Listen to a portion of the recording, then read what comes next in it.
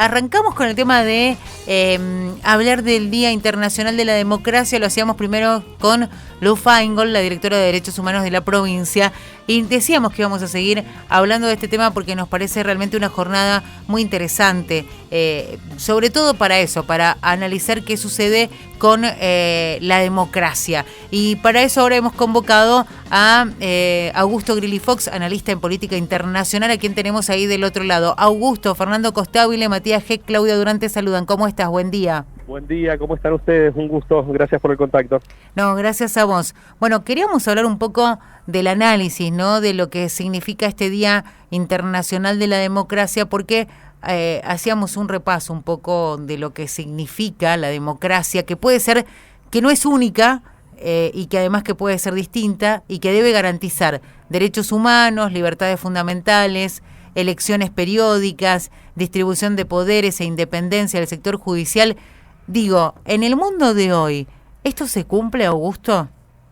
Bien, qué interesante la pregunta. En el mundo de hoy, un mundo de hoy que lo vemos atravesado, podríamos decir transversalmente, por el COVID-19, el cual ha representado limitaciones o podríamos decir algunas suertes de, digamos, de marcos para lo que es la democracia, en el sentido de las decisiones políticas, de decisiones rápidas, que por ahí no tienen los procesos democráticos que uno le gustaría, como por ejemplo interpretar lo que han sido las cuarentenas, interpretar lo que son las sanciones, las obligatoriedades, y entrar justamente en una discusión donde yo creo que justamente este contexto de pandemia es el que es el que valoriza la importancia y la jerarquía de esta celebración. Yo creo que mientras mejor funciona la democracia, menos nos acordamos de esta fecha en particular, y por ahí es justamente este fenómeno el que lleva a tener que cuestionarnos, al tener que replantearnos nuevamente cómo se está trabajando en base a la democracia, a nivel regional también, con situaciones, con distintos gobiernos, ¿no? Pero yo creo que justamente viene en esa perspectiva. Creo que la pandemia ha deteriorado la división de poderes, ha deteriorado los procesos democráticos, y justamente es donde tiene que estar la capacidad de los gobiernos de poder generar acciones políticas en base a las libertades, lo cual no quita que tenga que existir un rol y una presencia del Estado. De hecho, yo personalmente creo absolutamente en la presencia del Estado, pero posibilitando y potenciando libertades.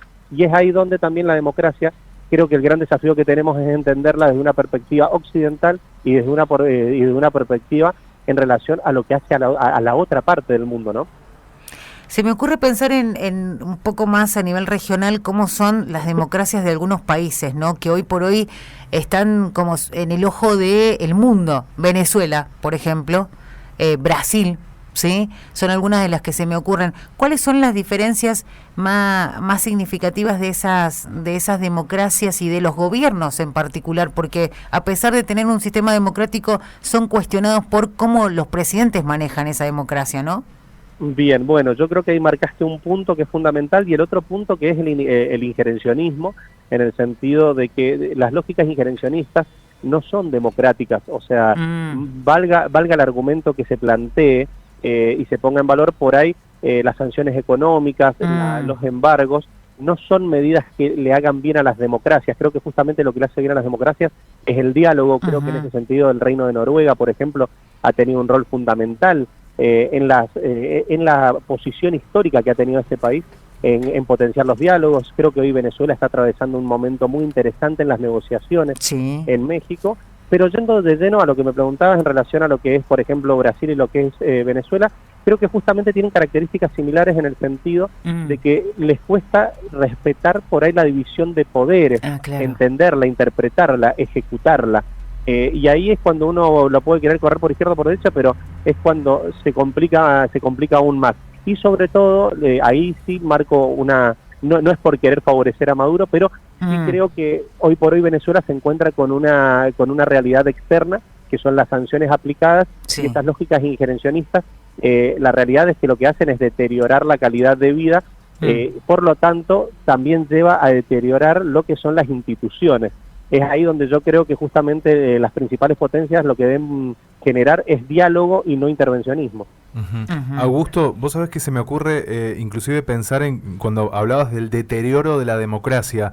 Siento que tampoco le hace bien el tema de las grietas, las famosas grietas dentro de la política, inclusive dentro de un mismo frente, dentro de un mismo partido, cuando ya empiezan a tirarse palos. Hemos visto acá en la campaña política la cantidad de agresión desmedida, inclusive la forma en que ellos hacían campaña, desde todos los partidos, ¿no? En donde entendíamos que no había límites, tomando canciones, cambiando letras de canciones, inclusive rozando lo bizarro, entrevistas a funcionarios en donde se decía cualquier cosa. Eso yo creo que no le hace bien a la democracia y no es un claro ejemplo para muchos que están entendiendo la política, y hablo de la juventud.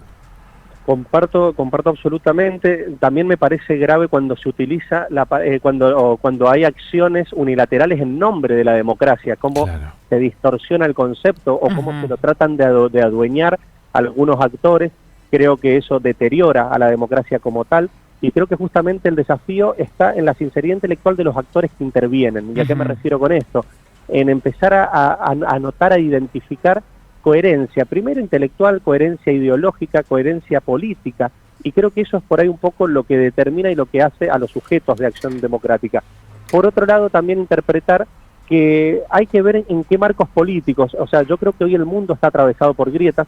Creo que la grieta más fuerte, si hay que destacarla, es la de Estados Unidos. Estados Unidos tuvo un proceso electoral en el cual hubo un racismo, pero que no se recordaba desde hace muchísimo tiempo, un deterioro de la calidad de vida muy importante, un desempleo en potencia, bueno, cosas que fracturó un país, podríamos decir, en el sentido de que, hecho, electoralmente, la diferencia por la que gana Joe Biden fue muy poca, muy cortita. Y eso no es que no sea democrático, al contrario, pero sino justamente manifiesta las distintas perspectivas que hay. Y es ahí donde, por lo menos a mi entender, identifico que en los países que tienen otras estructuras, tampoco quiero ser crítico con los sistemas presidencialistas, pero en los sistemas parlamentaristas, en los sistemas que se llega a una formación de gobierno, creo que tiene que existir naturalmente un diálogo más potable, más profundo. Y es ahí donde yo creo que tienen un desafío muy interesante los politólogos, los investigadores, en el sentido de ir perfeccionando justamente mediante propuestas que se den en las instancias necesarias y potables, para poder ir potabilizando estas herramientas, ¿no? Dejo eso como una suerte de herramienta para analizar, para meditarlo en este día, en relación a que si los sistemas de gobierno también pueden potenciar más o no el diálogo para una democracia más potente. Sin duda. Augusto, si tuviéramos que hacer una especie de balance de lo que sucede con la democracia en el mundo, ¿cuál es el mejor país que la aplica? Porque evidentemente cuando uno mira cuáles son las cosas esenciales o esos ítems esenciales que necesita una democracia para ser tal, ¿no? Uno entiende que en estos puntos hay algunos que por ahí están un poquito hacia atrás, ¿no? Entonces, si tuviéramos que poner un ejemplo, ¿cuál diríamos cuál es la mejor y cuál es la menos peor? Lo vamos a decir así por no decir la mala.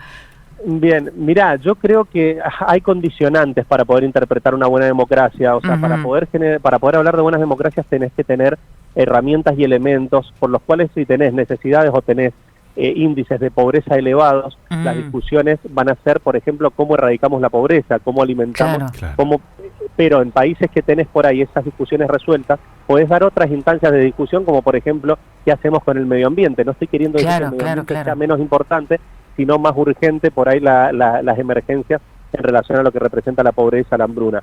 Si yo tengo que tomar un ejemplo para plantear en relación al funcionamiento democrático, creo que Dinamarca es un ejemplo muy interesante, pero es muy cómoda la respuesta que te estoy dando también, en el sentido de que cumple todos los matices y hasta una densidad demográfica baja. Dinamarca hoy tiene alrededor de 5 millones de habitantes.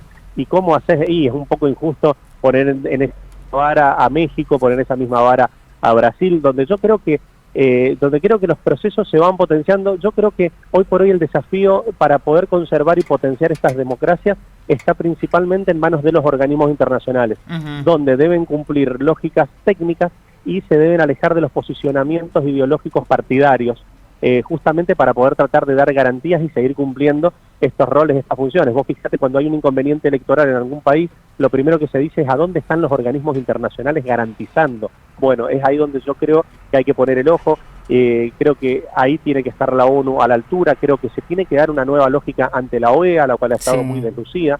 Hay que ver qué pasa con este nuevo rol de la CELAC. Este sábado se decide si la Argentina pasa a ser la conducción de la CELAC durante el año que viene, en un encuentro en México. Bueno, yo creo mucho en los organismos multilaterales y creo que son los principales hacedores de democracia, podría decirte. Augusto, y es inevitable que te pregunte sobre cuál es el efecto que surtió el resultado electoral de la mirada internacional sobre la Argentina. ¿Qué es lo que nos puedes decir en relación a las PASO del fin de semana, el resultado y cómo el mundo mira a partir de eso a nuestro país? Bien, por ahí me meto en un punto técnico. Creo que el principal dato también hace eje sobre las encuestadoras. Yo soy muy crítico. Sí. En el sentido de que hay dos lógicas, una que habla de que no dan los resultados, sino que se los dan a los clientes y no publican los reales, y las otras de que es la de que han dejado de cumplir un rol determinante en el sentido de que los números no estuvieron planificados por actores por lo menos de primera línea. ¿Se da a nivel mundial después, eso también? Sí, absolutamente. Yo creo que el Brexit fue una bisagra y en base a eso pudimos ver las elecciones de Donald Trump, las de Jair Bolsonaro, podemos ver las de Ecuador hace poco, que en un principio le daban ganador a Andrés Arauz. Yo creo que no están acertando. De hecho, en las elecciones donde Alberto Fernández es presidente de la Nación, en las PASO, en la primera vuelta en provincia de Buenos Aires, se gana por 20 puntos, gana la estructura de Alberto Fernández, y eso no lo previó nadie. O sea, yo creo que hay un rol con el cual está costando ejercer esa figura. Y por otro lado, me parece que a nivel internacional lo que ha dado justamente es la lectura de que se sigue en un contexto de pandemia en el cual lo que se está midiendo es justamente la pérdida del poder adquisitivo, el deterioro de la calidad de vida, en el sentido de que la economía en este contexto de pandemia es una economía de posguerra, podríamos decir, y se está sintiendo ese impacto. También yo creo que lo que se ha leído, lo que se ha intuido, es justamente la necesidad de aplicar políticas que estén a la altura de las necesidades, y es ahí donde creo que han hecho eje los principales medios internacionales, ¿no? Y creo que por ahí las necesidades a nivel mundial, con la pandemia de por medio, son las diferentes políticas a nivel económico que vayan a tomar los diferentes países, dirigentes y los presidentes de todos los países a nivel mundial. Y volvemos al tema de la democracia. ¿Interpretás a nivel internacional que hay cierto descreimiento en cuanto a las figuras políticas en esto de las participaciones en elecciones? Sin duda lo comparto, y voy un poquito más allá en el sentido de que creo que por ahí en la Argentina no se está teniendo en cuenta fenómenos que se han dado tanto en la Comunidad Europea como en México, que es el resurgimiento de los partidos ambientales. Y no me refiero a un partido en particular, sino creo justamente que más allá, por ejemplo, hemos visto la estructura del Partido Verde, pero me refiero a otra cosa.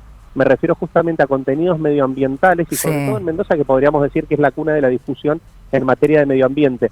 Yo creo que hay una discusión que no se está teniendo en cuenta ahí. Creo que hay una franja etaria, podríamos decir, entre los 16 y los 25 años, que no tiene ningún tipo de representatividad, pero que ni siquiera está siendo escuchada. Creo que van a salir actores políticos de ahí que van a dar otras discusiones que son muy interesantes. Y es ahí donde creo que se va a generar otro eje de discusión. Yo, por ejemplo, no he escuchado ningún tipo de propuestas o de debates que se hayan dado sobre lógicas que para la juventud son muy importantes, como es la lógica alimenticia, desde propuestas veganas, desde sustentabilidad, desde vegetarianismo, y la forma de vida que se puede llegar a dar en un país en el cual quiere dar esa discusión, pero la realidad es que los contextos sociales por ahí la limitan, ¿no? Tal cual. Augusto, un placer hablar con vos. No, muchas gracias a ustedes. Muchas gracias. Un abrazo grande. Gracias. Augusto Grilli Fox, analista en política internacional, hablando del Día Internacional de la Democracia, pero también haciendo un repaso un poco de lo que ha sucedido en la Argentina en materia política en los últimos días.